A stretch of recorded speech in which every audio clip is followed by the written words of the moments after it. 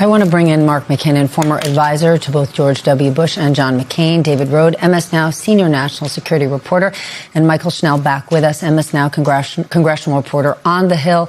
Michael, what are we expecting to see in this Capitol Rotunda ceremony? Because we're going to hear from, obviously, the president, John Thune, Fox News personality, Sean Hannity, those who are very, very close to Lindsey Graham.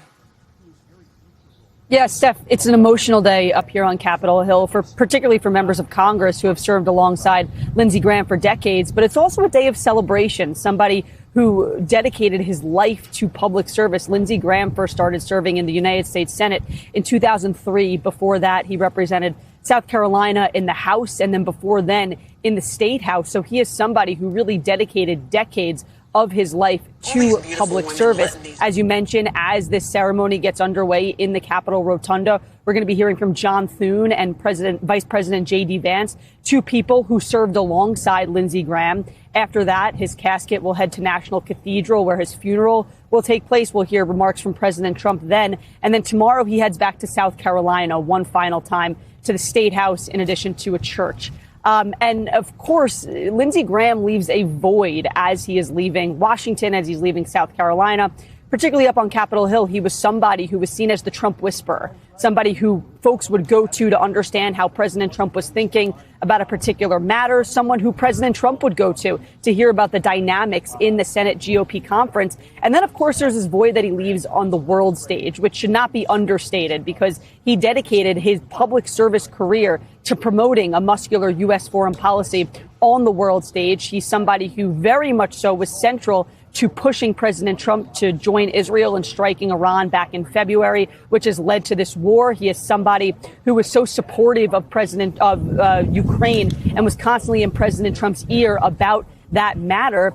And look, it is a void that he is leaving, but his legacy is certainly not lost up here on Capitol Hill. Later today, the Senate is going to take the first procedural vote on a bill to slap sanctions on both Russia and Iran. This is a matter that Lindsey Graham has been working on for months. There were a number of starts and stops, but there was finally this compromise. It's going to be named in his honor, that piece of legislation. And the last thing I'll leave you with, Steph, is there was a report in Axios that shortly before Lindsey Graham passed away, he joked that he couldn't die yet because he still needed to slap sanctions on Russia. He needed to see through the war in Iran. I think that he would be smiling knowing that this Russia-Iran sanctions bill is going to start making its way through Congress on the day of his funeral.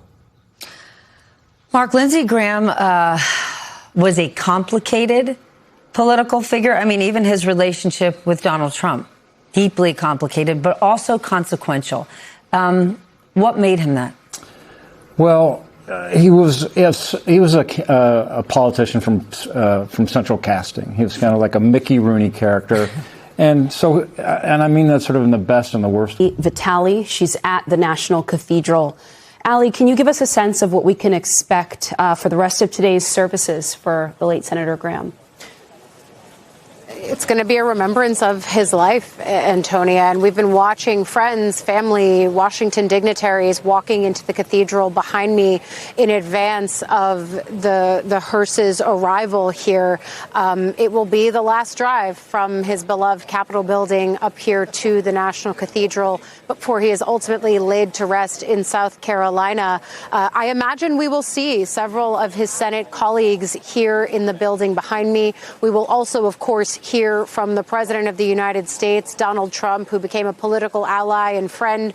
The two were as much talking about foreign policy and news of the day as they were playing golf at various clubs that Trump owned, whether it's in Florida or New Jersey. That was one of the places that Graham was able to really build his relationship with the president. So we'll look out for those remarks, as well as those from Fox News host Sean Hannity, as well as Graham's niece, each of them meant to present a different part of Graham's life, the political as well as the personal. But on the political front, in just the last few minutes, we do have perhaps a final gift from his colleagues to the late senator, a bipartisan deal just agreed on between a group of senators on the Russia sanctions package that Graham was a champion of and an original co-sponsor of, and they are set to vote on it tonight. It will now include some Iran-related provisions as well, but notably the name of it is the Lindsey O. Graham Sanctioning Russia and Iran Act of 2026, and this was one of the final pieces of legislation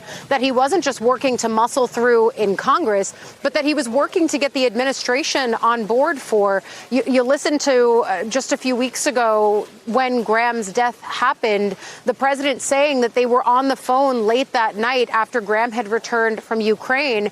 This sanctions package had really been lying in wait for the administration to give Senate Republicans the green light to put it on the floor. It was at that point set to pass in overwhelmingly bipartisan fashion. Again, more than 80 co-sponsors on it. You don't see that kind of bipartisanship in this Washington, but a reminder of the ways that, as we've said, Graham was always in every group, always working every bipartisan angle. Even as in front of the cameras, he was highly partisan and hawkish. But this legislation now in his name, in his honor, to pass on the night that he is laid to rest here in Washington, Antonia. Ali Vitale, thank you, as always, for your great reporting. Joining us now by phone is one of his best friends, President Donald Trump. I know you lost one of your closest friends and an ally in the Senate. How are you feeling? Well, I don't feel great. He was a great guy, and he was a friend. He would call me all the time. He would I'd say, stop calling me, Lindsey. Loved playing golf. Loved being outside. It wasn't that he was a great striker of the ball. He wasn't exactly a perfect. He wasn't Jack Nicklaus. He was not Tiger. He was totally against me. He said, I'll get you in South Carolina. I'm going to get you in South Carolina. That didn't work out too well. It was a nasty campaign. He was tough and nasty. I wanted to see the war with Ukraine end very quickly. I think he was more into, keeping it going, frankly. He was a total workaholic politician. Now, some people don't call that work. Some people call that a lot of talking.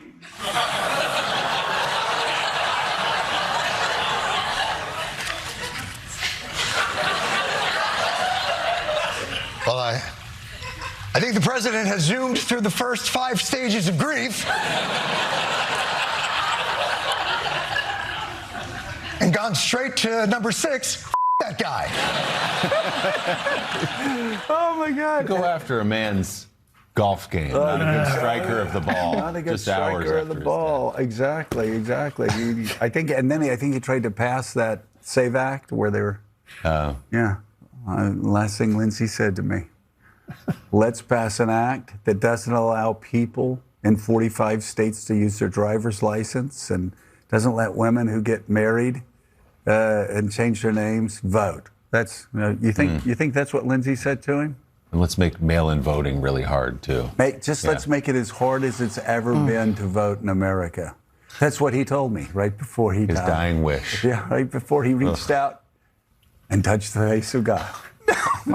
We'll just say everybody mourns in different ways. Sure.